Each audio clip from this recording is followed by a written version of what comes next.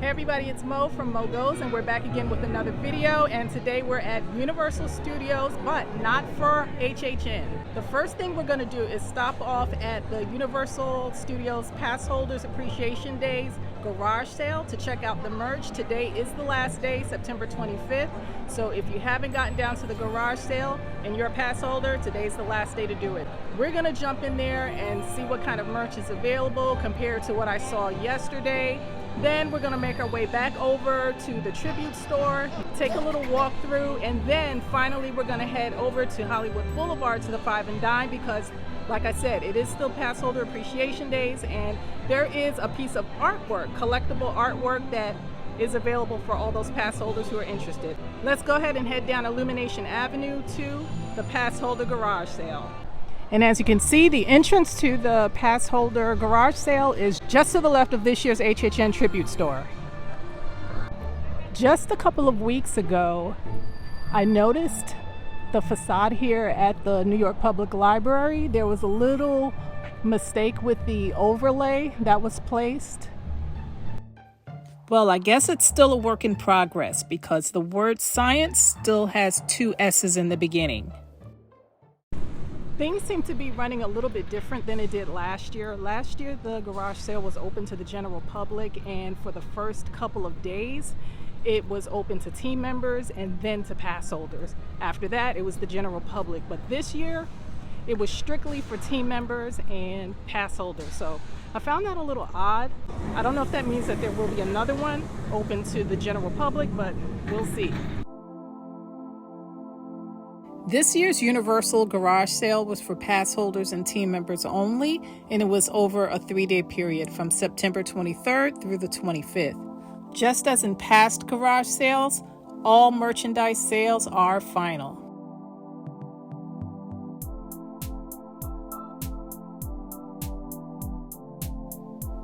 This is a really popular event, so I wasn't surprised that lots of people showed up for the last day. But what did surprise me was that there was not as much merchandise as I expected there to be.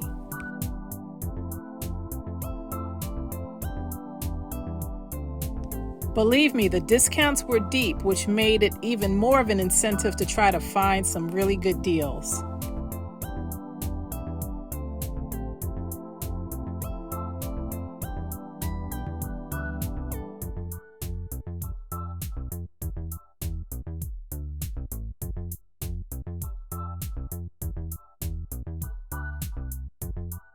There was a wide variety of merchandise from clothing, toys, shoes, trinkets, home decor. They even had Christmas merch. It wasn't a lot, but I did find ornaments and gift tags.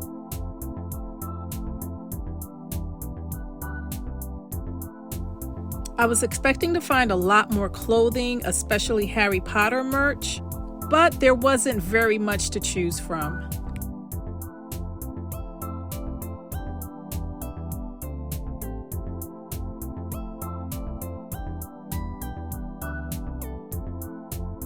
As far as the clothing goes, I think they did have a pretty wide variety of sizes, from adult extra small all the way to 3XL, and they also had a good variety of youth sizes.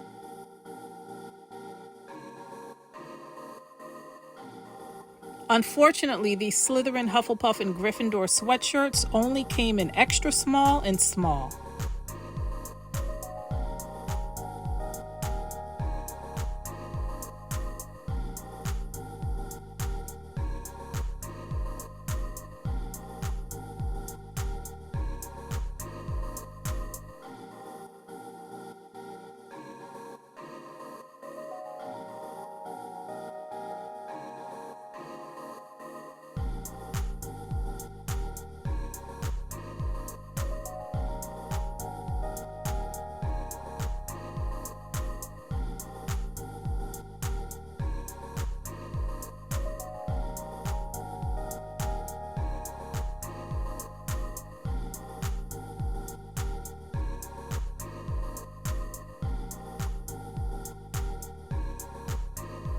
I must have spent a good hour at the garage sale, going back and forth over all the tables, making sure that I didn't miss anything, and I ended up with a few decent pieces.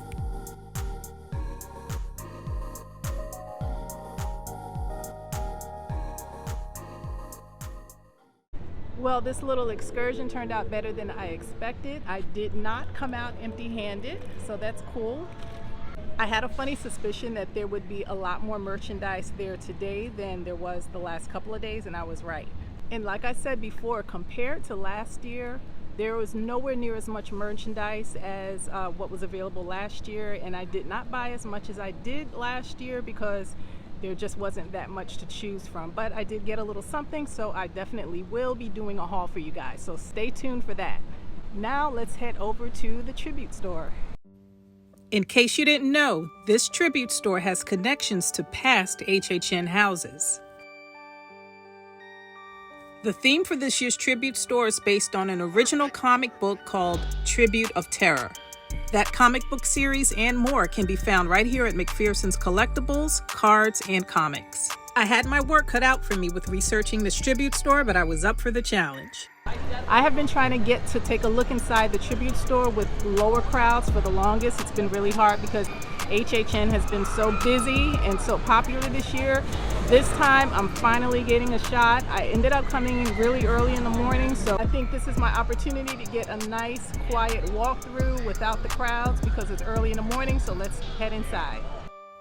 Keep in mind that my HHN experience only goes back as far as HHN19, so I had a little work cut out for me with researching the tribute store, the names and the connections to houses and such. So for starters, let's take the store name, McPherson's Collectibles. This is referring to Charlie McPherson, who happens to be a character from a house way back at HHN 18 called Reflections of Fear. Based on the wall mural that extends to the floor, I figured that we're basically walking into the comic book itself.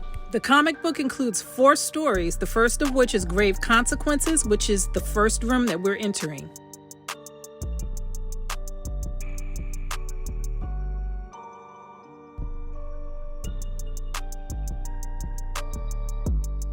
Not only is there lots of cool merch to look at, but you've got to follow the storyline by looking up above the shelving and in between the shelving at all the different vignettes. It kind of follows the pattern of a real comic book with panels, and it explains the story and how it progresses.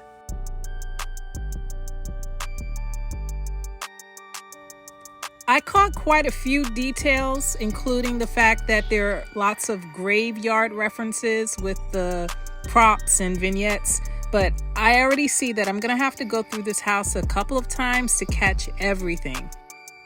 There's so much going on, there's so many details and references, it's almost overwhelming, which is why I know there's no way that I'd be able to enjoy this tribute store when it's really crowded.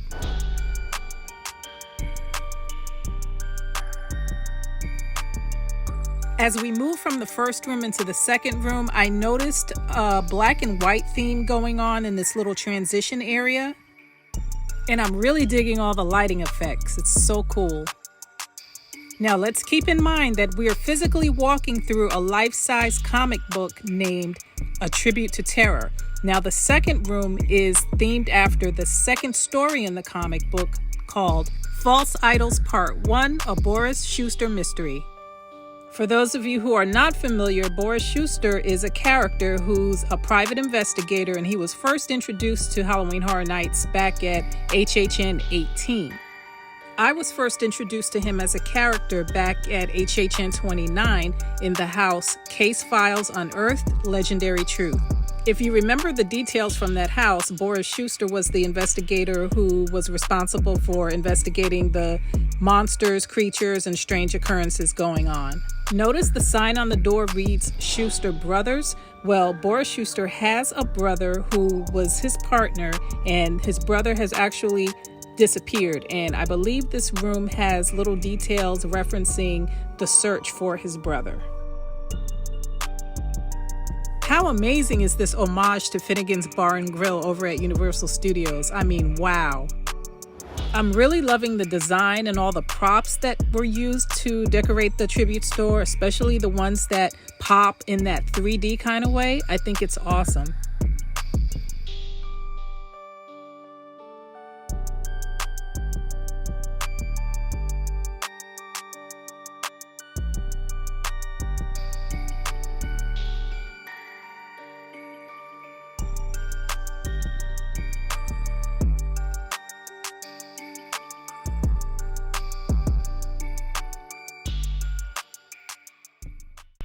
Before we continue on with the third story into the third room, we're going to take a little detour into the Tribute of Terror Hallway of Frights.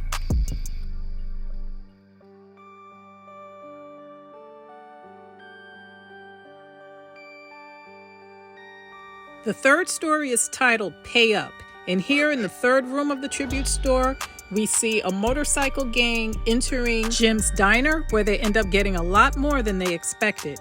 Not only does the room have amazing visuals, but the audio played in the background really helps to tell the story, and it makes you feel like you're actually living in this comic book. We're not going to forget about the treats. There are some amazing offerings here in room 3, from s'mores, cookies, edible cookie dough, and even those delectable macarons. Check out the menu.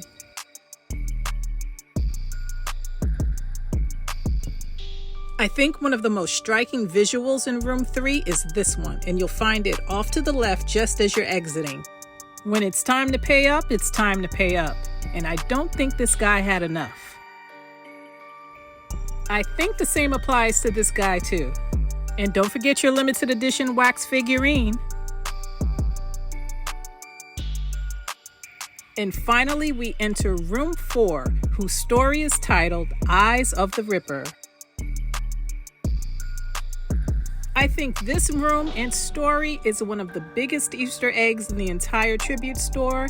I personally think that this is a prelude to a future house at a future HHN, themed after Jack the Ripper himself. In this room, you'll find lots of merch from classic monsters like Dracula and Bride of Frankenstein. I'll be honest, I think room 4 is probably the room where I missed the most details. By the time I got to this room, I was just so overwhelmed with everything that I had already seen. I think I was just naturally overlooking a lot of stuff that was right in front of my face. One thing that did stand out a lot in room 4 were the posters of missing persons, and I'm sure those were all Jack the Ripper's victims. If I were a betting person, I would definitely put money on Jack the Ripper being a major house at an upcoming HHN. Just when you think the last good HHN tribute store couldn't be outdone, they outdo it. This was an excellent store, and I highly recommend everybody get down to Universal Studios to check it out. The theming, the storyline, the props, the lighting, the visuals, everything was top-notch in this HHN tribute store, and I absolutely love it.